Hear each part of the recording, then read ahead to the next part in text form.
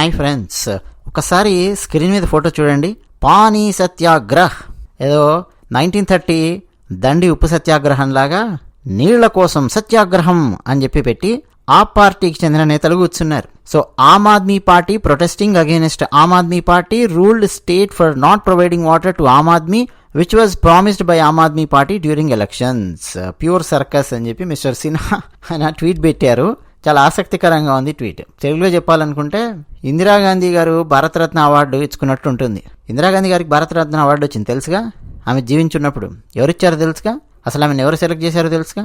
ఇందిరాగాంధీ ప్రధానమంత్రిగా ఉండి ఇందిరాగాంధీకి భారతరత్న అవార్డు ఇవ్వాలని చెప్పి సెలెక్ట్ చేస్తే ఇందిరాగాంధీకి భారతరత్న అవార్డు ఇచ్చుకుంది. ఇలా కామెడీ చేసుకుంటూ ఉండేవాళ్ళం మేము చిన్నప్పుడు. సో అలా ఆమ్ ఆద్మీ పార్టీ సత్యాగ్రహం చేస్తుంది, ధర్నా చేస్తుంది. ఆమ్ ఆద్మీ పార్టీ ఎవరికి వ్యతిరేకంగా ధర్నా చేస్తోంది? ఢిల్లీ రాష్ట్రాన్ని పరిపాలించేది ఎవరు? ఆమ్ Aadmi party. So Aam Aadmi Party ruled స్టేట్లో మంచినీళ్ళు ఇవ్వలేదు ఆమ్ ఆద్మీ పార్టీ అని చెప్పి ఆమ్ ఆద్మీ పార్టీకి వ్యతిరేకంగా ధర్నా చేస్తుంది. అది కూడా ఎలక్షన్స్ టైంలో ప్రామిస్ చేసింది ఆమ్ ఆద్మీ పార్టీ, అందరికీ నీళ్లు ఇస్తాం, కావాల్సింది పెద్ద పెద్ద భవనాలు కాదు, ఈ అదానీలు అంబానీలు ఉన్నారే వీళ్ళందరికీ డబ్బు దోచిపెడుతూ ఇట్లాంటి డైలాగులు ఎన్ని చెప్పి, మార్క్సిస్ట్ డైలాగులు, కూడబెట్టనటువంటి మార్క్సిస్ట్ డైలాగులు ఇట్లాంటివన్నీ చెప్పి, ఎర్రచొక్క డైలాగులు చెప్పి, అది లిబరలిజమో అర్థం కాదు, ఏంటో అర్థం కాదు, కలిపి కొట్టరా కావేటరంగా అన్నట్టు అన్నీ కలిపి కొట్టారనమాట ఆమ్ ఆద్మీ పార్టీ వాళ్ళు. దాంతోపాటు నాటకాలు, ఎలక్షన్స్ టైంలో అన్నీ ఇస్తాం, గుడ్డ మనిషికి కావాల్సింది, దాని తర్వాత ఎన్ని చెప్పారు. మరి కూడులో అతి కీలకమైనటువంటిది నీళ్లు ఉన్నాయి కదా నాన్న, నీళ్లు కూడా ఇస్తామని చెప్పి మళ్ళీ ప్రత్యేకంగా వాగ్దానం కూడా చేశారండి. గత 12 సంవత్సరాల నుంచి ఆమ్ ఆద్మీ పార్టీయే కదా రూల్ చేస్తోంది. అప్పుడెప్పుడో నా చిన్నప్పుడు 2012లో నిర్భయ సంఘటన జరిగిన తర్వాత కాంగ్రెస్ ముఖ్యమంత్రి ఢిల్లీ శీలా దీక్షిత్ను ఇంట్లో కూర్చోబెట్టారు ప్రజలు. అప్పటి నుంచి వరుసగా ఆమ్ ఆద్మీ పార్టీకే కదా పట్టం కడుతూ వస్తున్నది. 2012 డిసెంబర్లో నిర్భయ సంఘటన జరిగింది. ఆ తర్వాత సంవత్సరం జరిగినటువంటి ఎలక్షన్స్లో ఆమ్ ఆద్మీ పార్టీ, ఇక అక్కడి నుంచి మళ్ళా వరుసగా ఆమ్ ఆద్మీ పార్టీ గెలుస్తూ వచ్చింది కదా. ఇన్ని సంవత్సరాల నుంచి ఉన్నారు, ఢిల్లీలో మంచినీళ్ళు ఇవ్వడం తెలియదండి, సత్యాగ్రహం చేస్తుందంటే ఈమె. నవ్వుతాడు ఇవ్వడం నింటే. మన ఇంట్లో నీళ్లు రావట్లేదంటే ఏం చేస్తామండి చెప్పండి, ఏం చేస్తాం? నేనైతే ఏం చేస్తానో చెప్పనా, పక్కింట్లో అడుగుతాను, మీ ఇంట్లో నీళ్ళు వస్తున్నాయా అండి? మా ఇంట్లో వస్తున్నాయండి అన్నారనుకోండి, సరే మా ఇంట్లో ఏదో సమస్య ఉన్నట్టుంది, మీ ఇంటి నుంచి కొన్ని నీళ్ళు ఇస్తారా అని చెప్పి అడుగుతాం, తీసుకుంటాం. మన ఇంట్లో నీటి సమస్య సాల్వ్ అయ్యేంత వరకు వేరే ఇంకెక్కడి నుంచి అయినా సరే నీళ్లు తెప్పించుకునే ప్రయత్నం చేస్తాం, ఇవన్నీ చేస్తాం. సార్ నీళ్లు తెప్పించుకుంటారు సరే, అసలు నీళ్లు తెచ్చిచ్చేవాళ్ళు కూడా లేకపోతే ఎట్లా? నీళ్లు సప్లై చేసేవాళ్ళు కూడా లేకపోతే ఎట్లా? అసలు ఆ ట్యాంకర్స్ సప్లై చేసేవాళ్ళు లేకపోతే ఎట్లా అన్న ప్రశ్న మనకు వచ్చింది అనుకోండి, అప్పుడు సమస్య వస్తుంది. మరి దానికి సమాధానం చెప్పాల్సింది ఎవరు? రాష్ట్ర ప్రభుత్వం. మనం ఎలాగైతే పక్కింటి నుంచి నీళ్లు అడిగామో, నీళ్ళ ట్యాంకర్లు తెప్పించుకోవడానికి మనం ఆలోచిస్తూ ఉంటామో నీటి సమస్య వస్తే, రాష్ట్రం కూడా అండి ముందు నుంచి తన పక్కనే ఉన్నటువంటి రాష్ట్రాలతో సఖ్యతతో ఉండాలి, పక్కనున్నటువంటి రాష్ట్రాల ముఖ్యమంత్రులతో మాట్లాడుతూ ఉండాలి. అయ్యా మీకేమైనా సమస్యలు వస్తే చెప్పండి, ఇగో ఢిల్లీలో మీకు సంబంధించిన ఎందరో కూలీలు కార్మికులు వచ్చి పనిచేస్తూ ఉంటారు, ఉత్తరప్రదేశ్ నుంచి, బీహార్ నుంచి, అటు హిమాచల్ ప్రదేశ్ నుంచి, ఇటు పంజాబ్ నుంచి, రాజస్థాన్ నుంచి ఎందరో వచ్చి పనిచేస్తూ ఉంటారు. వాళ్ళకి సంబంధించిన సమస్యలు ఏమన్నా వస్తే మేము చూసుకుంటాం. కానీ ఢిల్లీ రాష్ట్ర ప్రభుత్వంగా మీరేం వర్రీ కాకండి, మీకు సంబంధించినటువంటి ఏమైనా సమస్య వచ్చినా, క్రైమ్కు సంబంధించిన సమస్య వచ్చినా, ఏదొచ్చినా సరే, ఏ ఇన్ఫర్మేషన్ కావాలన్నా మేము మీకు సహాయ సహకారాలు పూర్తిగా ఢిల్లీ నుంచి అందిస్తాం అని చెప్పి రాష్ట్ర ముఖ్యమంత్రి అరవింద్ కేజ్రీవాల్ పక్కనున్న రాష్ట్రాలతో సఖ్యతతో ఉంటూ, అలాగే పక్కనున్న రాష్ట్రాల దగ్గర నుంచి ఎప్పుడైనా సహాయ సహకారాలు అవసరమైనప్పుడు తీసుకుంటూ ఉండాలి. అది కదా నడిపించాల్సింది రాష్ట్ర ప్రభుత్వాన్ని.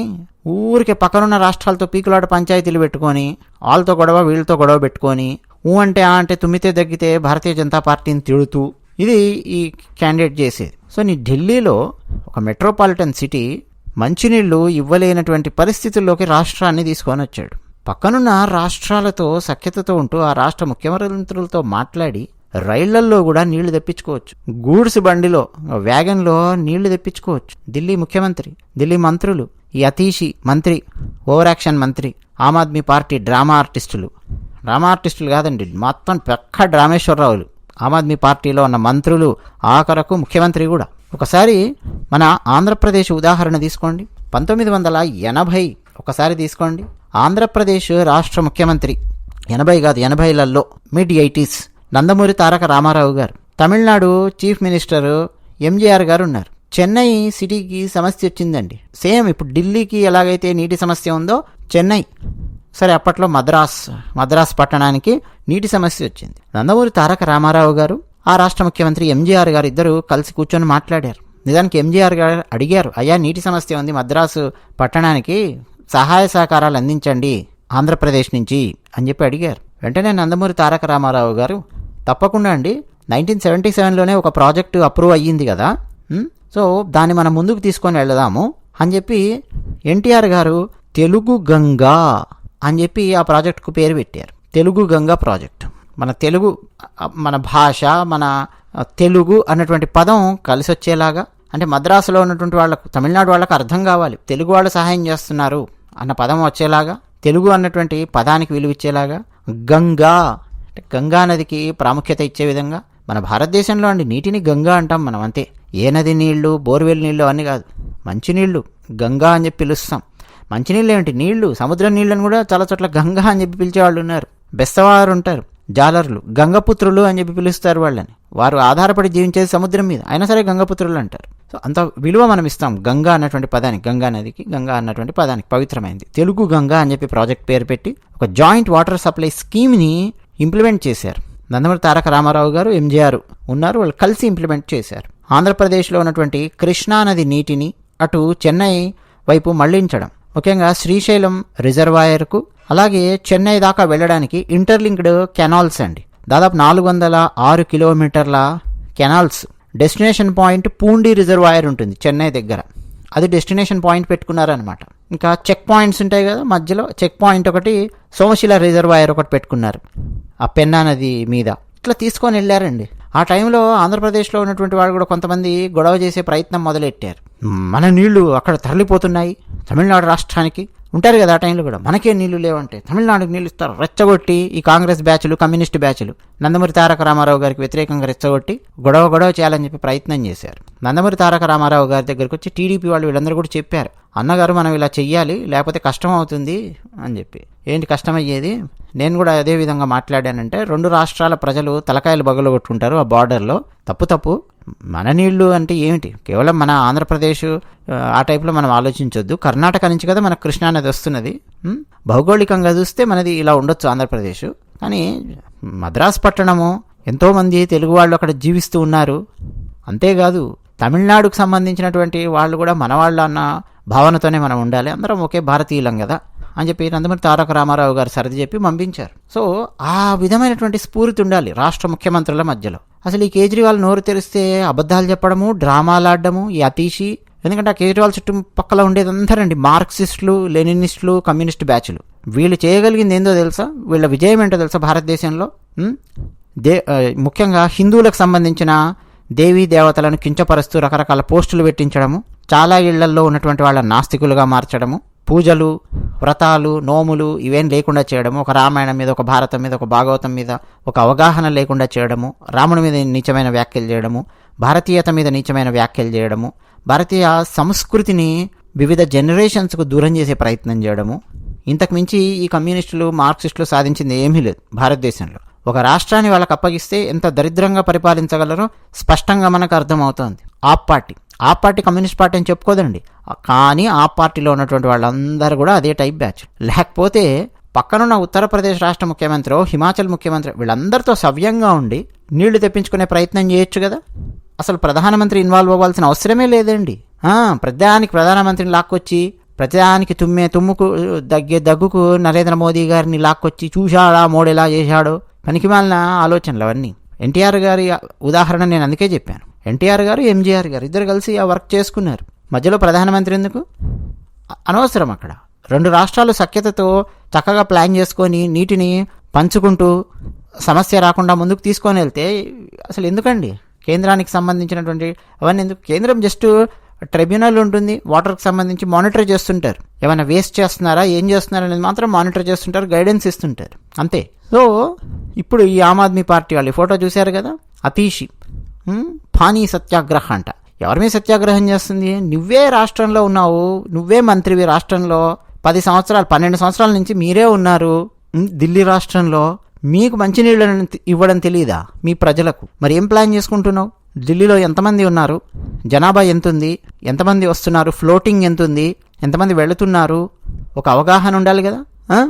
చిన్న లాడ్జ్లో వెళ్ళి దిగితే వెంటనే పోలీస్ స్టేషన్కి పంపిస్తారే, ఆ రోజు ఎవరెవరు వచ్చి దిగారు ఏంటి, ఆ డీటెయిల్స్, ఆధార్ కార్డా, పాన్ కార్డా, ఆ రేంజ్లో ఉంటుంది ప్రతి చోట. మరి ఎంతమంది వస్తున్నారు నగరానికి, ఎంతమంది వెళ్తున్నారు? పోలీస్ డిపార్ట్మెంట్ నడితే వాళ్లే చెప్తారండి, ఆ టోల్ గేట్ వాళ్ళు నడితే వాళ్లే చెప్తారు.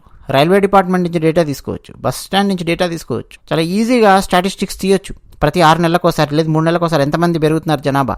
అలాగే నీళ్లకు సంబంధించి వాతావరణ శాఖతో మాట్లాడుతూ, భూగర్భ జలాలకు సంబంధించి ఆ శాఖతో మాట్లాడుతూ, ఆ ఇంజనీర్స్తో మాట్లాడుతూ ఏమేమి సమస్యలు వస్తున్నాయి, అయ్యో పక్క రాష్ట్రం యొక్క సహాయ సహకారాలు ఏమన్నా కావాలా, ఇట్లా చక్కగా మాట్లాడుకుంటూ ఈ కార్యక్రమాలు చేయాలి కదా. ఎంతసేపు ఆ యమునా నది మీద ఆధారపడి ఉంటారు. ఆ యమునా నదిలో నీళ్లు సరిగ్గా ప్రవహించలేదనుకోండి, ఒక సంవత్సరం లబోదిబో ఢిల్లీ లోపల. ఏం లేదండి, ఢిల్లీ ప్రజలు అనుభవిస్తున్నారు ఓట్లు వేసినందుకు. ఉచితం ఉచితం ఉచితం అన్ని ఉచితాలు ఇచ్చి కూర్చున్నారు. కర్ణాటకలో కూడా ఉచితాలు ఉచితాలు అని చెప్పి కూర్చున్నారు. కర్ణాటక పోయిన సంవత్సరము ఉచితాల కోసము, ఈ సంవత్సరం ఫ్రీబీస్ ఆ ఉచితాల కోసము చేసుకున్నటువంటి ప్లాన్తో కర్ణాటకలో వితిన్ 5 years అత్యద్భుతమైన రోడ్స్ని, ఇన్ఫ్రాస్ట్రక్చర్ని నిర్మించవచ్చు. అది ఒక 50 ఏళ్ల పాటు ఉండే విధంగా నిర్మించవచ్చు. అంత అద్భుతమైనటువంటి అవకాశం కర్ణాటక రాష్ట్రంలో ఉంది. ఇంకా చిన్న చిన్న గ్రామాలకు చాలా చోట్లకు రోడ్లు అవన్నీ వేయించడం కానీ, బ్రిడ్జెస్ కన్స్ట్రక్షన్ చేయించడం కానీ చాలా చాలా సేవ్ అవుతుందండి. పెట్రోల్ డీజిల్ చాలా సేవ్ చేయగలుగుతుంది, ఇంకా వేగాన్ని పెంచగలుగుతుంది. ఇన్ఫ్రాస్ట్రక్చర్ కనుక పెరిగింది అని అంటే కనెక్టివిటీ పెరుగుతుంది, బిజినెస్ పెరుగుతుంది, చాలా లాభాలు ఉంటాయి. వాటి మీద దృష్టి పెట్టకుండా కర్ణాటక కాంగ్రెస్ ప్రభుత్వం ఫ్రీబీస్, ఈ కేజ్రీవాల్ స్టార్ట్ చేశాడు మళ్ళీ ఆ దిక్కుమాలిన ఫ్రీబీస్ ఒక రేంజ్లో లేపెట్టడం. మహిళలందరికీ ఉచిత బస్సు సౌకర్యం అని చెప్పి మొదలెట్టాడు ఈ క్యాండిడేట్. కేజ్రీవాల్ మళ్ళీ గెలిచాడు కదా, సేమ్ అవే మనం పట్టుకుందామని చెప్పి కర్ణాటకలో గెలిచారు. అవే అట్లాంటివే పట్టుకుందామని చెప్పి తెలంగాణలో గెలిచారు కాంగ్రెస్. ఇదేదో బాగుంది అని చెప్పి చంద్రబాబు నాయుడు గారు కూడా అదే మొదలెట్టారు. సో మొత్తం ఈ ఫ్రీబీస్ అనేటటువంటి జబ్బు పాకుతోందండి భారతదేశంలో. మళ్ళీ చాలా చాలా ప్రమాదకరంగా తయారవుతుంది. వీళ్ళు ఎంతసేపు ఫ్రీబీస్ ఇవ్వడం, ఉచితం ఉచితం ఉచితంగా ఏదో పంచే ప్రయత్నం చేస్తూ వచ్చింది ఆమ్ ఆద్మీ పార్టీ. ఎందుకంటే మార్క్సిస్ట్ భావజాలంలో ఉంటుంది కదండి, పైసలు తీసుకో పంచు పంచు పంచు. ఏం వస్తుంది పైసలు పంచితే? ఇట్లా డెవలప్ కాలేదు. డెవలప్డ్ దేశన్స్ అని మనం ఈరోజు వేటి గురించి అయితే మాట్లాడుతున్నామో, సంపదను సృష్టించడం ద్వారా, సంపద ఎలా సృష్టించాలో నేర్పించడం ద్వారా గొప్ప దేశాలు, ధనిక దేశాలు అయ్యాయి కొన్ని దేశాలు. అంతే తప్ప ఈ ఫ్రీబీస్ పేరు మీద ఎక్కడ పడితే అక్కడ ఎలా పడితే అలా పంచడం ద్వారా కాదు. పంచుతాయి ధనిక దేశాలు కూడా, ఉచితాలు ఇవ్వవు, సంక్షేమం చేస్తాయి. సంక్షేమం చేయడానికి ఉచితాలు ఇవ్వడానికి చాలా తేడా ఉంది. ఆమ్ ఆద్మీ పార్టీ ఉచితాలు ఇవ్వడం అలవాటు చేసింది. మనుషులకు కావాల్సినటువంటి బేసిక్ నెసెసిటీ మంచినీళ్ళు ఇవ్వలేకపోయింది ఆమ్ ఆద్మీ పార్టీ. పక్కనున్న రాష్ట్రాలతో మాట్లాడి కూడా ఇవ్వలేకపోయింది ఆమ్ ఆద్మీ పార్టీ. ఈ ఆమ్ ఆద్మీ పార్టీకి ఫుల్ డబ్బా కొడతారండి తెలుగు మీడియాలలో, తెలుగు న్యూస్ పేపర్స్లో. నాకు ఆమ్ ఆద్మీ పార్టీ మీద కోపం కాదు, మన Telugu news channels, Telugu news papers Arvind కేజ్రీవాల్ను ఒక మహానుభావుడు, మార్తాండ తేజుడు అన్న రేంజ్లో ప్రొజెక్ట్ చేస్తూ ఉంటారు. ఇక ఈయన ఏదో అరెస్ట్ చేసేశారు, భూగోళం మొత్తం అసలు ముక్కలైపోతోంది, అగ్నిపర్వతాలు బద్దలైపోతాయి అన్న రేంజ్లో అరవింద్ కేజ్రీవాల్ని అరెస్ట్ చేస్తే ఏదో అయిపోతుంది అన్నట్టుగా. లిక్కర్ ఏమో ఇష్టం వచ్చినట్టుగా పారించారు ఢిల్లీలో. ఇప్పటికీ మీరు చూడండి, నెక్స్ట్ అరవింద్ కేజ్రీవాల్ ఇప్పుడు బయటకు వస్తాడు జైలు నుంచి, ఫుల్ డబ్బా కొట్టు వదులుతుంటారు. మన తెలుగు మీడియా ఛానల్స్లో ఉన్నవాళ్ళు, న్యూస్ పేపర్స్లో ఉన్నటువంటి వాళ్ళు పెద్ద పెద్ద హెడ్డింగ్స్ పెట్టి ఆయన ఏదో గొప్ప వ్యక్తి అన్నట్టు. మంచినీళ్ళు ఇవ్వలేకపోయాడండి అరవింద్ కేజ్రీవాల్. అది విషయం.